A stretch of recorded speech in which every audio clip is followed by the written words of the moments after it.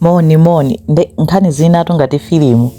Mtsikana uyu wa ku Zimbabwe dzina lake Priscilla Chigaliro anakwatira ndi mwamuna wa ku USA ndi wa ku American. Amakhala ku America komweko, anaberekerana ana awiri, mwamunayo lawyer.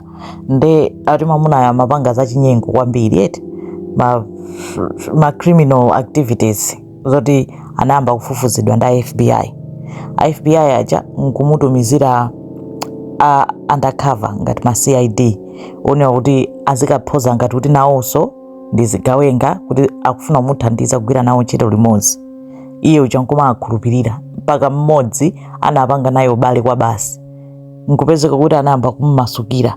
Wa FBI uja osaziwa ati kuti ni polisi, kwamba umuza kuti ndili ndi mpungwepungwe m'banja mwanga, ndikupanga divorce ndi mkazi wanga, nde ndakhala ndikufuna ndimpangise deport kuti amuthamangise azibwerera ku Zimbabwe, koma akundichaja $100,000 kuti amuchite deport. Nde ndikuona ngati ndamazo zachuluka, kuli bwino ndingomupha.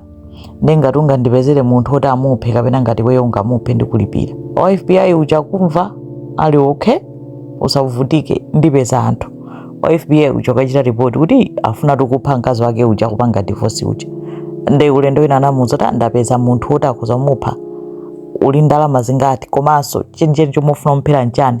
Ndati anamuyankha kuti it's cheaper kumupha, nditenga ana ndi chilichonse, iyeyo akhala kuti wafa. Ati anamuza kuti ayiperekani deposit 23,000, anaperekadi $23,000 deposit yoti amphere. Zonsezo zungolembedwa, zonsezo zungosungidwa evidence. Panopo am'manga 10 years mu prison. Priscilla anachita mwayi kunena kuti anatuma wa polisi osati chigawenga chenicheni. Nkhani zina zokuchitika ku America zimenezo.